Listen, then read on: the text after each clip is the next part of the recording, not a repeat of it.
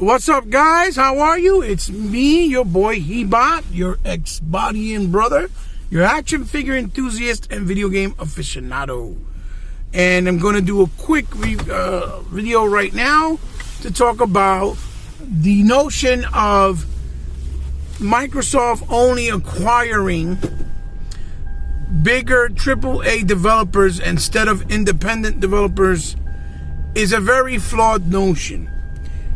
Because every developer has to start from the bottom and work their way up. And we've seen this through history and through time for many, many decades in generations of console gaming. And I already see a bunch of Xbox so-called leaders in the community adding fuel to the fire with the medium. The medium hasn't come out yet. It comes out sometime tomorrow. It's not out to the public, which is the gamers, which is what the real opinion matter and count and come from, because we're the ones who really invest and take the time with these games. And these people on top of these sites, not all, but a lot, already trying to damage control or say that the game's not good enough or that it's not worth the time. And that's a freaking shame. It's a shame because first and foremost, horror genres are not a genre that is very popular within video games, within the video game community. The horror genre is very niche. There's only a few games that have done very well in the horror space in the video game community, that being Resident Evil and Silent Hill, from the top of my head that I can think of. But other games in that genre really haven't done well. They have some that gotten critically acclaimed and most that have gotten really put down through the toilet, so to speak. Outlast. Outlast was critically acclaimed, but Outlast is a game that you only run. The whole reasoning for the game to have such an effective feel to it is because you can't do anything. You have to run away. So, and these intense and scary moments and things following you. So it's effective and it works. Same thing like games like Condemned. It was a kind of, you're being a detective in a forensic style game where you're trying to find out stuff and, you got these killers and some, demonic, otherworldly type of activities involved. And the game was phenomenal and it wasn't really critically acclaimed. So, so many games like Blair Witch came out, which was a decent game, okay? Games like Layers of Fear or The Visage. A lot of games in the genre, in the horror space, are just not for everyone. And there's a certain specific type of game. Medium seems to be horror sci-fi, or not horror sci-fi, but horror puzzle, action, or adventure type game where you look for stuff, you do puzzles, and you're trying to solve, speaking to the dead and trying to figure out why they're, stuck in, let's say, purgatory and things of that nature, with a story behind it, obviously, and, with classic style gameplay, with fixed camera and things of that nature.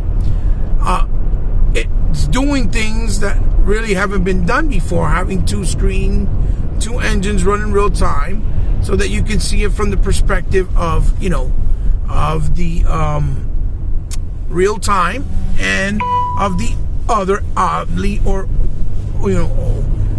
world, right? So it's trying to do something different, innovate in the genre with a certain approach that really has not been tackled to this point. And you have to play the game and appreciate it for the quality and the perspective and the approach of their gameplay structure, not based off, oh, this needs to be this way, this needs to be that way. You kind of gotta go into it knowing the type of game it's supposed to be. And if you follow horror games and play horror games, you're gonna know what it is. You're not gonna be like taken back and feel like, I was robbed, or this is not something I liked, or whatever. So it's still scoring pretty fairly well. Metacritic, it's a 74, 75. But you see all these people already trying to negate, because they're a developer they haven't really done anything and their games don't get praised. They did Observer with Rutger Hauer as the main character, or one of the main characters. And the game is really awesome. Okay, Layers of Fear was very decent. Layers of Fear 2 looks like it's very decent as well. I haven't played it yet. And also The Blair Witch, which is a decent game based off a licensed IP, right? Which a lot of people didn't like either. But their quality of the games are there. They try to do very good, and they're small. Now, I don't know why people try to act like all these developers always have hits. It's very rare where a developer comes out and make hit games right away, like a Bungie or like a Playground Games or like a Coalition or Epic, the developers from Gears of War or something like that. Even Naughty Dog themselves took time, even though they did awesome platformers from the very beginning, to get to where they are now. But a perfect example, Guerrilla Games. All their games was mediocre or half-ass or average at best, just like Sucker Punch, just like Sony Japan. Okay, but they are in a position right now where their games are getting praised because they've grown and been able to do bigger AAA titles and take different type of risk and approach with their style of games to grow, with Ghost of Tsushima, obviously, and with games like Horizon Zero Dawn. Even though both of those games, even though they have great presentation and have great mocap and stories that are decent for the most part, they're very limited, and they're a snore fest. They pretty much have the same structure. They're like open world, and you do this, you do that, you liberate forts and you move on. And the boss battles are lackluster in most of the games, right?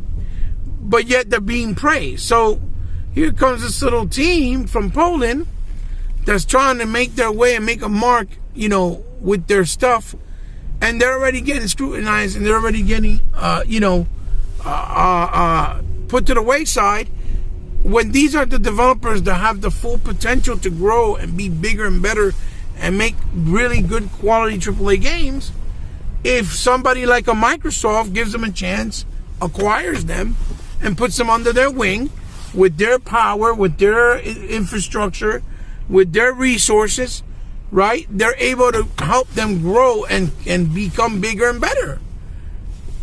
And they're not expensive. They're cheaper. They're a cheaper developer to acquire, because they're not, well known. They're not worth a lot of money, and you have the potential to become, more valuable and grow with the quality of their games, because the potential is there. You see it. So the notion of saying, Microsoft just needs to follow AAA games to put on Game Pass is pretty flawed. It's pretty ignorant. No real gamer judges games based on the quality of the budget, because that's basically what a AAA means, the budget. If it's a budget title or if it's a title that's expensive. Just because games have pretty graphics, nice story, high quality mocap, AAA quality actors in the game, or good voiceover V-Syncs, does not mean the game are fun, that they have great gameplay or great gameplay mechanics or diversity in the gameplay. A lot of games don't even do that, even though they have amazing presentations. So we can't just pick and choose and say this is what good, this is what not, because the reality of it is, at the end of the day, every developer is a risk, because they have to start from somewhere, from the bottom. And acquiring more developers with quality for a cheaper price to add games that they can develop onto Game Pass is a smart idea. Not just buying the expensive one that they blow a load And then they have to spend all this money to make the games on top of that by funding them, and then waiting years for them to happen because they take forever to make. Just like the guys who did Plague Tales, Tales of Innocence, right? That they also, I think it's a Sobo, right? A Sobo, which they also just did the flight simulator for them. That's a perfect type of developer to pick up and put on the Microsoft, developing studio family and help them grow, because they have a lot of potential to becoming an amazing,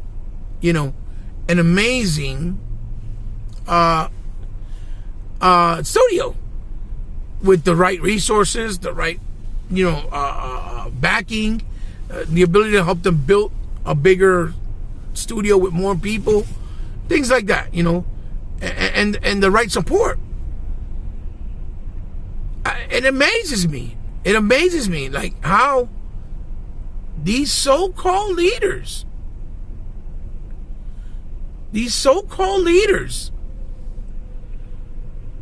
of the gaming industry, right, come out on the Xbox community, and they're the first ones to literally downplay the game or trash the game or not give the game a fair shot, like as if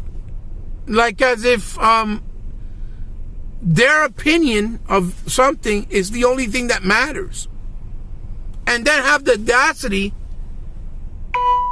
audacity to look at Metacritic when no real gamer at all ever judges a game by a Metacritic score. Since when? That's just an aggregated site with a bunch of biased reviewers that only review games based on their opinion and preference, instead of basing on what the game has to offer in that genre, whether they like the genre or not. These guys, if they don't like the genre, they'll trash the game and then think that their review is valid when it's not. The only reviews that's valid is the one from the community, the gamers, because we are not playing these games to grow or to get subs to our outlet or our sites or our channels. We're playing them because we're gamers, and we're giving our honest opinion as gamers based off what the game has to offer. If it's a genre we like, or if it's a gameplay. Most gamers that don't like a genre, they're not going to play that game. If they don't like RTS, they're not going to play that game, so they're not going to give you a review of that game. Only people that are going to give you a review of that game in the gaming community is going to be people that actually like RTSs.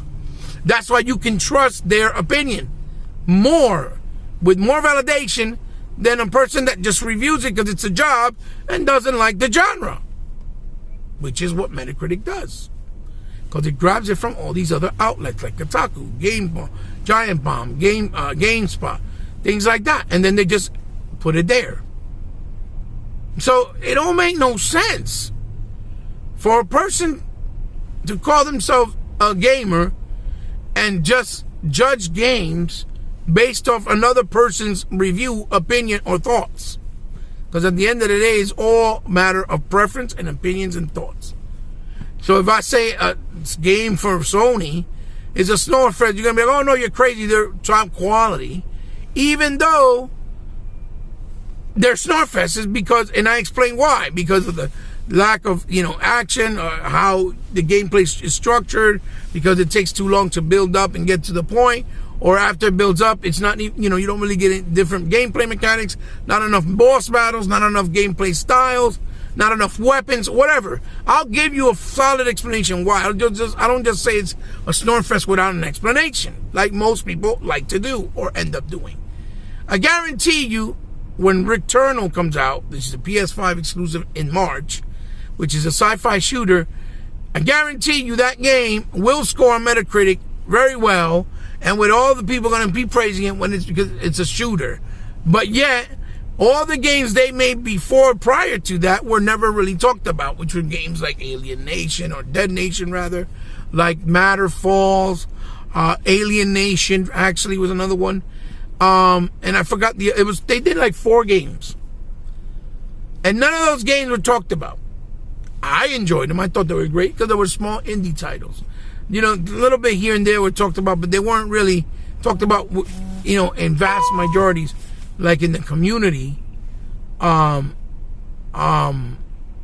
know, in the community itself, like on social. Nobody really talks about it. Never really seen people talking about them. Right? I own them all.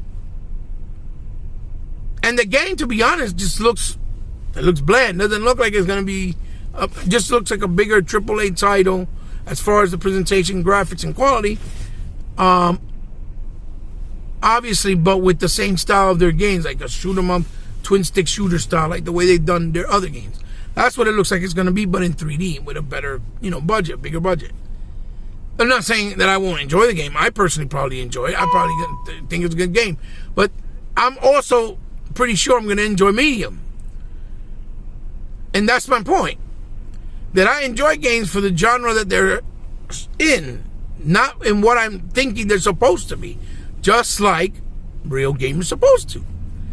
Just like I know that it's foolish, you know, not to give independent studios a chance to make good games, because then we won't find any new discoveries of new developers with hidden gems that make great games and that will make bigger and better games in the future and grow. Like Moon Studios and Studio NDHR with Cuphead and Ori, which proved that, you know, these independent games can be high quality. Not every game is going to be for everybody. Not every game is going to be considered high quality. It comes with the territories, the nature of gaming.